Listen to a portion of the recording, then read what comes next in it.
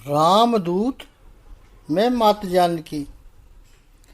हनुमान जी भगवान श्री राम जी को पहचान नहीं पाए। हनुमान जी भगवान श्री राम जी के चरणों में गिर कर कहते हैं, प्रभु मेरी तो वानर बुद्धि के कारण मैं आपको पहचान नहीं पाया, लेकिन आप भी मुझे भूल गए, आप भी नहीं पहचान पाए। भगवान ने उन्हें उठाया और छाती से लगाया और कहा, मैं तो पहचान गया था हनुमंत, लेकिन तुमने ये रूप बना रखा था तो मैंने सोचा तो ये नाटक चलने दो, लेकिन मुझे तो पता चल गया था कि तुम ब्राह्मण के रूप में हो, ब्राह्मण हो नहीं। हनुमान जी ने सोचा कि मैं कोई रूप धारण करूं और सामने वाले को पता चल जाए कि मैं असली कौन हूं। हनुमान जी ने पूछा, प्रभु आपको कैसे पता चल गया कि मैं ब्राह्मण का रूप लिया है पर ब्राह्मण नहीं हूं। राम जी ने कहा, बड़ी सरल बात है, ब्राह्मण का रूप लेकर तुम आए हो और तुमने आकर पहले हमको प्रणाम किया और पूछा है कि क्षत्रिय रूप लेकर आप दोनों कौन हो। इसका अर्थ यही हुआ कि तुम्हें तो पता था कि हम क्षत्रिय रूप लेकर आए हैं और तुम तो ब्राह्मण रूप में थे और तुमने हमें प्रणाम किया, तो पता चल गया कि वो ब्राह्मण ही कैसा जो क्षत्रिय को प्रणाम करे। इसलिए तुम ब्राह्मण रूप लेकर आए हो, ब्राह्मण हो नहीं। श्री हनुमान जी कहते हैं, प्रभु मुझे भी पता चल गया था कि आप क्षत्रिय रूप लेकर आए हो, क्षत्रिय हो नहीं। इसलिए तो मैंने पूछा था कि क्षत्रिय रूप लेकर आप कौन हैं। राम जी ने पूछा, कैसे पता चल गया तुम्हें हनुमंत। हनुमान जी कहते, बड़ी सरल बात है प्रभु, वो क्षत्रिय कैसा जो ब्राह्मण को देखकर प्रणाम न करे।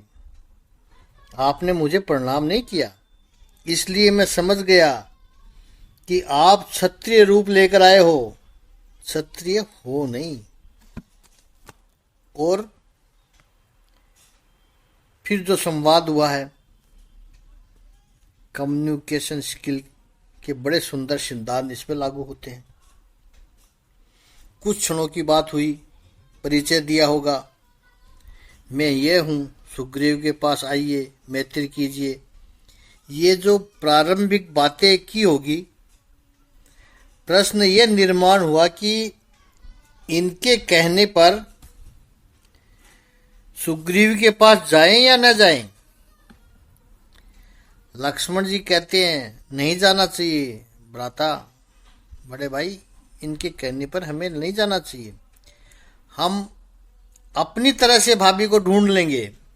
राम जी कहते हैं, लक्ष्मण हमें जाना चाहिए।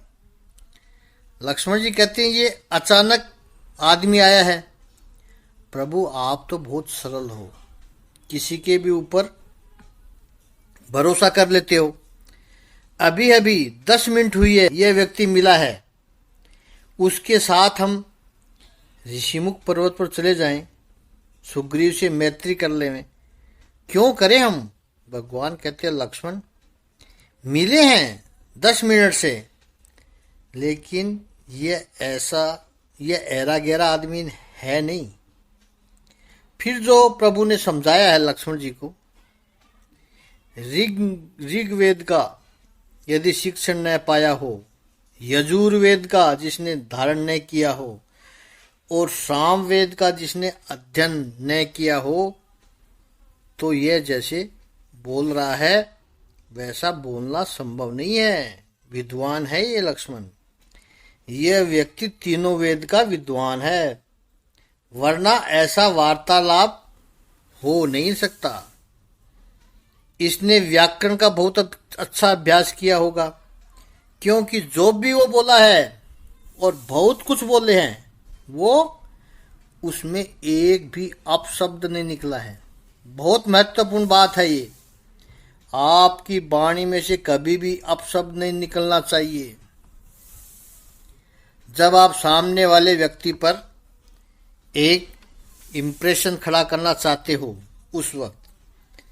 कई बार लोग संवाद शुरू करना चाहते हैं तो तीसरे चौथे वाक्य में तो अपशब्द आ ही जाता है। इसको कहा आप ऐसा बोल रहे हो, वो कहेगा मुंह से निकल गया। थोड़ा बहुत तो चलता है, बिल्कुल भी नहीं चलता है।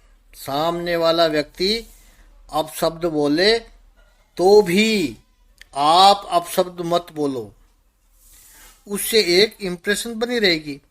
वाणी से बहुत प्रभाव पड़ता है। आपकी भाषा शुद्ध हो, बोलने में गौरव हो, संवाद करते समय इनके मुख, नयन और भ्रमर में कोई दोष नहीं आया, दोष नहीं पाया गया। इनकी बॉडी लैंग्वेज में कोई दोष नहीं था। बहुत विस्तार से मत बोलो, टू द पॉइंट बात करें, संदिग्ध बात ना हो, किसी भी कोई संदिग्ध बात ना हो, उलझन भरी बातें न करे। बहुत विलंब से मत बोलो और बहुत जल्दी भी मत बोलो कि सामने वाले को कुछ समझ में भी ना आए। इन सब से ये नुकसान होता है कि जो बात आप कहना चाहते हो वो सामने वाला व्यक्ति समझ ही नहीं पाता है। श्री रामचंद्र जी कहते हैं कि इनके हृदय की जो बात थी वो कंठ में से बाहर कैसे निकल रही थी, वो मध्यम सुर से निकल रही थी। ये भगवान श्री रामचंद्र जी के ऑब्जर्वेशन है हनुमान जी की संभाषण के बारे में। 5 लक्षण बताए हैं वाणी के। पहला कहा संस्कार संपन्न, व्याकरण के नियमों के अनुसार होनी चाहिए वाणी को। संस्कार संपन्न, व्याकरण में मुख्यतः 3 बातें हैं, लिंग, वचन और काल।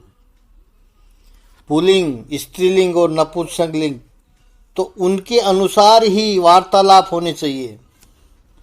तुम अभी तक क्यों नहीं आई पापा, ये लिंग का कंफ्यूजन है। पापा को अभी तक क्यों नहीं आई बोल रहा है। भूत, भविष्य, वर्तमान स्पष्ट रूप से व्यक्त हो। मैं आया था कहना है और कहने में आया कहे कि मैं आऊँगा। जैसे हैदराबादी भाषा में परसों बना दिया, परसों, और ये परसों का अर्थ है 2 घंटे पहले भी हो सकता है, 2 दिन पहले भी हो सकता है, महीने भर पहले भी हो सकता है। परसों का कोई ठिकाना ही नहीं है, ये सही नहीं है। दूसरी, शब्द उच्चारण की जो शास्त्रीय परिपाटी है उसका पालन होना चाहिए। प्रत्येक भाषा का एक व्याकरण होता है कि वाक्य को कैसे बनाना चाहिए। जैसे हिंदी में कर्ता, कर्म और क्रिया, ये कर्म होता है। जैसे मैं पुस्तक पढ़ रहा हूँ, मैं कर्ता, पुस्तक कर्म और क्रिया पढ़ता हूँ। कवि को स्वतंत्रता है थोड़ी बहुत भाषा की, लेकिन सामान्य बोलचाल में ऐसा ही चलता है। बोलते समय क्रम को न संभाला तो सुनने वाला कंफ्यूज हो जाएगा। आपकी बात उसके कानों में से बुद्धि तक, हृदय तक पहुंच नहीं पाएगी, तो वो सुनने का इंटरेस्ट खो देता है। वाणी कल्याणी होनी चाहिए। हम जो भी बोले उससे सामने वाले का भला होना चाहिए, नहीं तो न बोले। सोक्रेटिस के पास एक व्यक्ति पूछा, 2500 पहले की बात है। उसने कहा कि डायोजनेस के बारे में बात करनी है आपसे। डायोजनेस उस समय का बहुत बड़ा विचारक था। उसके बोलने के हाव भाव से सोक्रेटिस ये तो समझ गया कि वो डायोजनीस के बारे में कुछ उल्टा सीधा कहने आया है।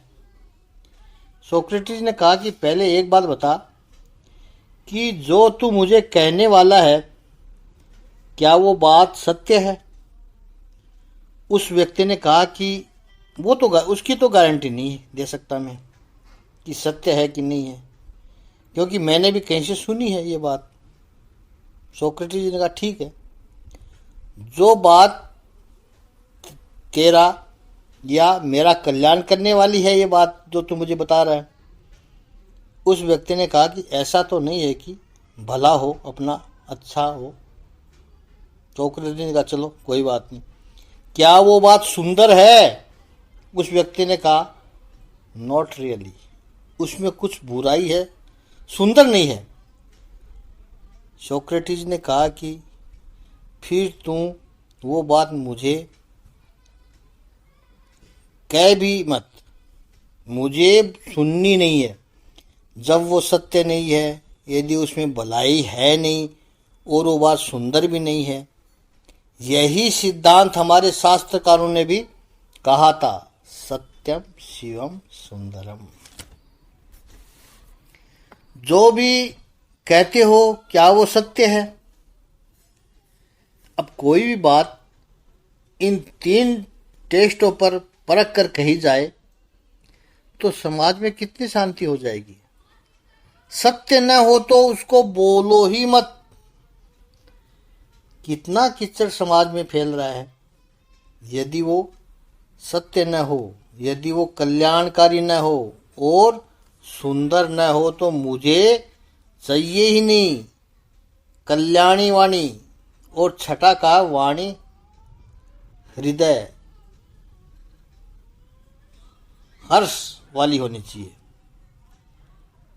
सुनने वाले को प्रसन्नता हो, उसके हृदय में हर्ष की अनुभूति करे, ऐसी वाणी हो।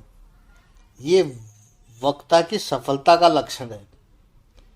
केवल पहली मुलाकात के चंद क्षणों में वाक्यज्ञ भगवान श्री रामचंद्र जी हनुमान जी से इतने प्रभावित हो गए।